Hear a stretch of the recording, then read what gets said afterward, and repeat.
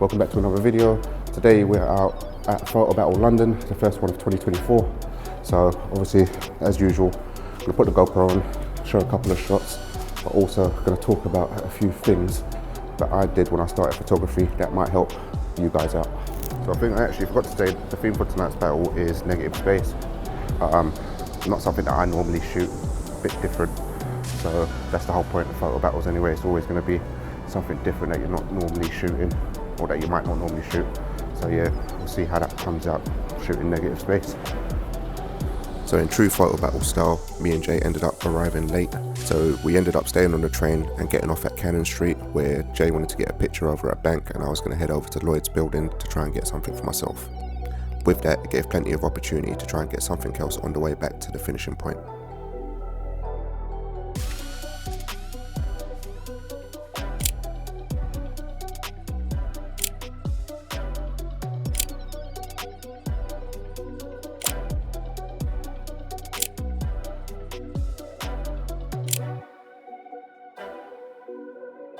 So one thing that definitely messed me up when I started photography was spending way too much time on YouTube trying to fucking work out what camera settings to use, what camera to get, how to shoot good photos, what type of photos to shoot, things like that.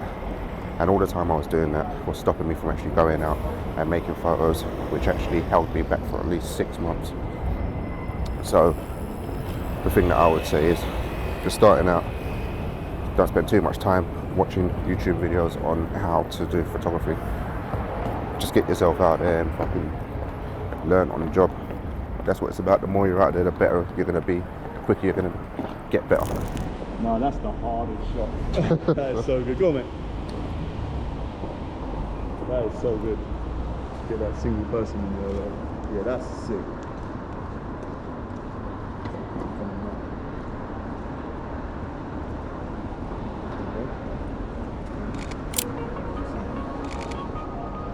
So that is fuck. Need them up to wides now. Yeah, trust. I'm gonna stop doing the 16 out. Yeah, I Definitely should have.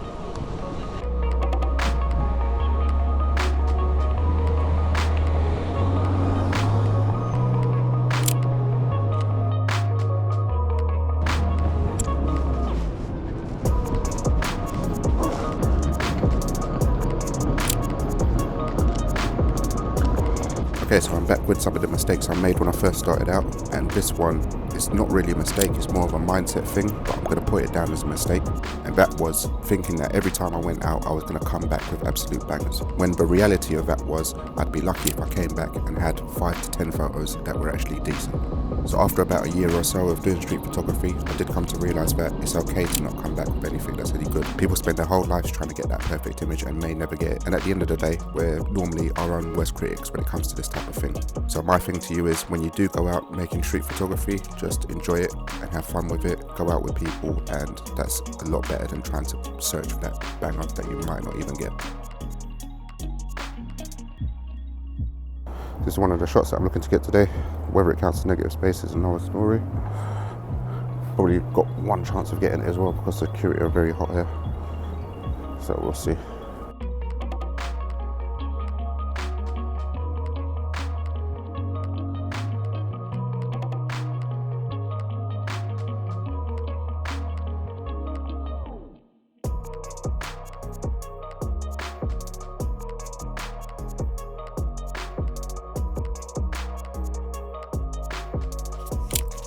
So this was almost a potential entry. I just happened to stumble across this composition and thought that it might work. I decided I'd edit it up anyway just to see what it would look like. In the end, I decided not to go with this one, and I thought I'll try my luck trying to capture something else on the way back.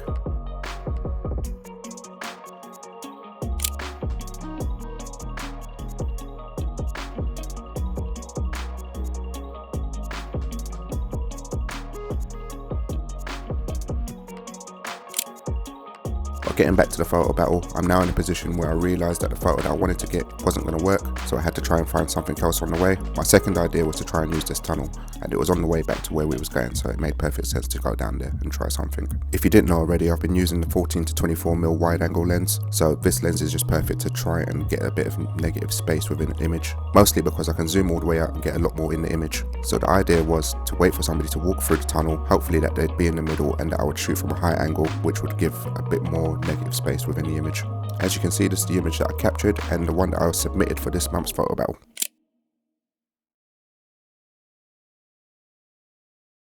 I listed out a few of the things that I thought were mistakes when I first started out, but I thought it'd be interesting to see what other people thought their initial mistakes were. So we're going to jump into that now. I feel like the biggest mistake I made starting photography was probably following too strict guidelines and not doing what I wanted to shoot. And then I sort of dropped it back a little bit and then started doing it as more of a hobby. And then I sort of started finding my style, finding what I like to shoot, and it just became a lot more, well, a much bigger passion. So as soon as I cut out like just following other people, it got a lot better for me. I think one thing that I did was I thought that gear mattered more than actually learning the skill. Therefore I would go buy some stuff when really I should be working on getting better. That's it. Yeah, so one of the big things, which I think is quite, I guess, obvious now, but at the time wasn't, A, making sure you got the right camera, but B, making sure you're shooting raw, especially when I was indoors. So I had an indoor photo shoot for a gym. I won't say where or when, but I used a APS-C camera with a 10-18 that had f5.6, I think was the maximum aperture.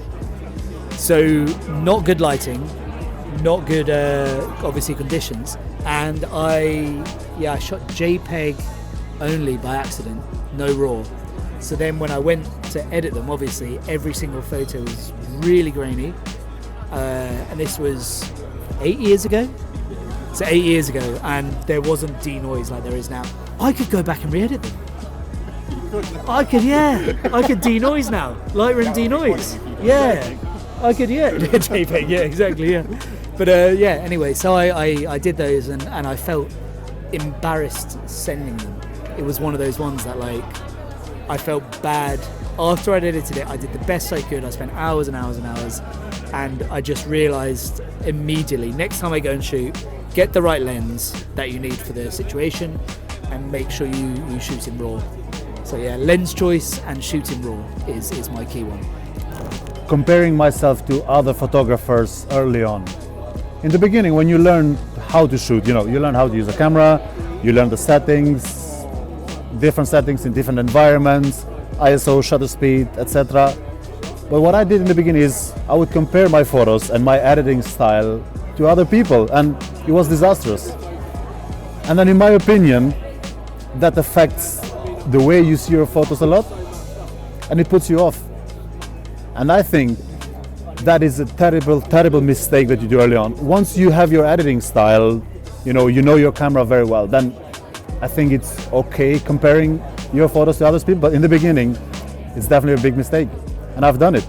I would just like to take a minute to thank everybody that took time out to speak to me and talk about their initial mistakes. And obviously at this point of the video, I would like to say thank you all for watching. If you liked it, do the usual, give a thumbs up, give a subscribe, and let's talk about your mistakes in the comments. So until the next one, peace.